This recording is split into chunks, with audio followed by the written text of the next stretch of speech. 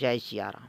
प्रिय दर्शकों, सच्चा साथी ऑलराउंडर चैनल के माध्यम से आज हम आपको बताएंगे कि मत्स्य अवतार क्यों हुआ और इस वसुंधरा का नाम मोदिनी क्यों हुआ।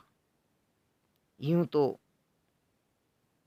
महाप्रलय ब्रह्मा जी के एक दिन बाद होती है और उस महाप्रलय के उपरांत फिर से संसार की सृष्टि होती है। तो इस बार महाप्रलय के बाद जब पूर्व काल में प्रलय के बाद में जगत की सृष्टि करने वाले भगवान पुरुषोत्तम अनंत नामक शेषनाग के शैया पर योग निद्रा का आश्रय लेकर सोए हुए थे। कुछ काल के बाद वह गहरी नींद में सोए हुए देवादिदेव सारंगधनवा विष्णु के कानों से पसीने की 2 बूंदें निकलकर जल में गिरी। उन दोनों बूंदों से 2 दानव उत्पन्न हुए, जिनका नाम मधु और कैटभ था। वह दैत्य, महाबली, महान शक्तिशाली, महापराक्रमी और महाकाय थे। इसी समय उन सोए हुए भगवान की नाभि के बीच से एक महान कमल प्रकट हुआ और उसी कमल से ब्रह्मा जी उत्पन्न हुए। भगवान विष्णु ने ब्रह्मा जी से कहा, महामते, तुम प्रजाजनों की सृष्टि करो। यह सुनकर उन कमलोद्भव ब्रह्मा जी ने तदास्तु कहकर भगवान जगन्नाथ की आज्ञा स्वीकार कर ली तथा वेदों और शास्त्रों की सहायता से वे ज्यों ही सृष्टि रचना के लिए उद्धत हुए, त्यों ही उनके पास वे दोनों दैत्य मधु और कैटभ आए। आते ही वे बलिमानी घोर दानव क्षण भर में ब्रह्मा जी के वेद और शास्त्र ज्ञान को लेकर चले गए। तब ब्रह्मा जी एक ही क्षण में ज्ञान शून्य होकर दुखी हो गए और सोचने लगे, हाय, अब मैं कैसे प्रजा की सृष्टि करूंगा। भगवान ने मुझे आज्ञा दी थी कि तुम प्रजा की सृष्टि करो, परंतु अब मैं तो सृष्टि विज्ञान से रहित हो गया हूँ। अतः किस प्रकार सृष्टि रचना करूंगा। मुझ पर यह बहुत बड़ा कष्ट आ पहुंचा। लोक पितामह ब्रह्मा जी इस प्रकार चिंता करते करते शोक से कातर हो गए। वे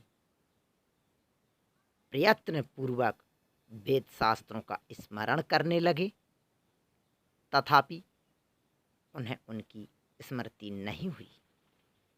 तब वे मन ही मन अत्यंत दुखी हो एकाग्र चित्त से भगवान पुरुषोत्तम की शास्त्रानुकूल विधि से स्तुति करने लगे। जो वेद शास्त्र विज्ञान और कर्मों की निधि है, उन ओमकार प्रतिपाद परमेश्वर को मेरा बारंबार नमस्कार है। समस्त विधाओं को धारण करने वाले वाणीपति भगवान को प्रणाम है।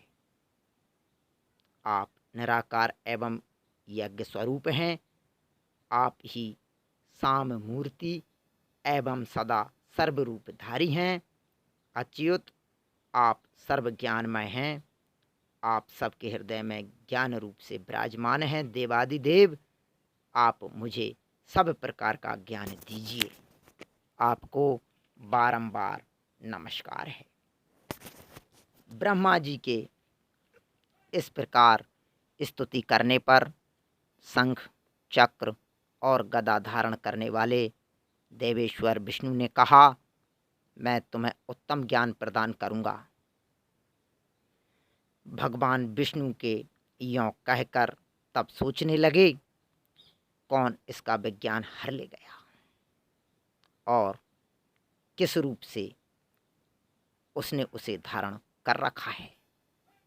अंत में यह जानकर कि यह सब मधु और कैटभ की करतूत है, भगवान जनार्दन ने अनेकों योजन लंबा चौड़ा पूर्ण ज्ञान में मत्स्य रूप धारण किया। फिर मत्स्य रूपधारी हरि ने तुरंत ही जल में प्रविष्ट होकर उसे क्षुब्ध कर डाला और भीतर ही भीतर पाताल लोक में पहुंचकर मधु तथा कैटभ को देखा तथा मुनियों द्वारा स्तवन किए जाने पर भगवान मधुसूदन ने मधु और कैटभ दोनों को मोहित कर वह वेद शास्त्र में ज्ञान ले लिया और उसे ले आकर ब्रह्मा जी को दे दिया।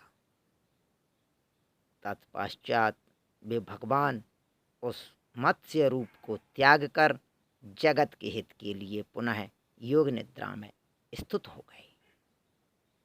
इसके बाद मोह से निवृत्त होने पर वेद शास्त्रों को ना देखकर मधु और कैटभ दोनों ही बहुत कुपित हुए और वहां से आकर उन्होंने अविनाशी भगवान को सोते हुए देखा। तब वे परस्पर कहने लगे, यह वही धूर्त पुरुष है जिसने हम दोनों को माया से मोहित करके वेद शास्त्रों को ले आकर ब्रह्मा को दे दिया और अब यहाँ साधु की भांति सो रहा है। यों कहकर उन महाघोर दानव मधु और कैटभ ने वहाँ सोए हुए भगवान केशव को तत्काल जगाया और कहा, महामते, हम दोनों यहाँ तुम्हारे साथ युद्ध करने आए हैं। तुम हमें संग्राम की भिक्षा दो और अभी उठकर हमसे युद्ध करो। उनके इस प्रकार कहने पर देवादिदेव भगवान ने बहुत अच्छा कहकर अपने शारंग धनुष पर प्रत्यंचा चढ़ाई। उस समय भगवान माधव ने लीला पूर्वक धनुष की टंकार और शंखनाद से आकाश दिशाओं और आवांतर दिशाओं को भर दिया। फिर उन महापराक्रमी महाभयानक मधु और कैटभ ने भी उस समय अपनी प्रत्यंचा को टंकार दी और वे भगवान विष्णु के साथ युद्ध करने लगे। जगतपति भगवान विष्णु भी लीला से ही उनके साथ युद्ध करने लगे। इस प्रकार परस्पर अस्त्र शस्त्र का प्रहार करते हुए उन दोनों पक्षों में समान रूप से युद्ध हुआ। भगवान विष्णु ने अपने शारंग धनुष द्वारा छोड़े हुए सर्प के समान तीखे बाणों से उन दैत्यों के समस्त अस्त्र शस्त्र तिल की भांति टुकड़े टुकड़े कर डाले।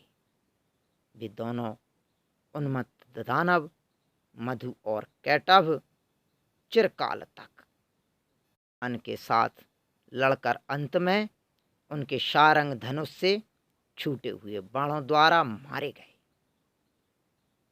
तब भगवान विष्णु ने उन दोनों दैत्यों के मेदे से इस पृथ्वी का निर्माण किया।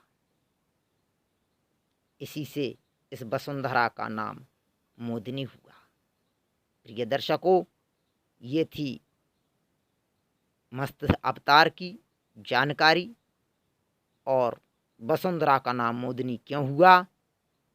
अगर ये वीडियो आपको अच्छी लगी हो तो इस वीडियो को लाइक, शेयर एवं आपके अपने चैनल को सब्सक्राइब जरूर करें।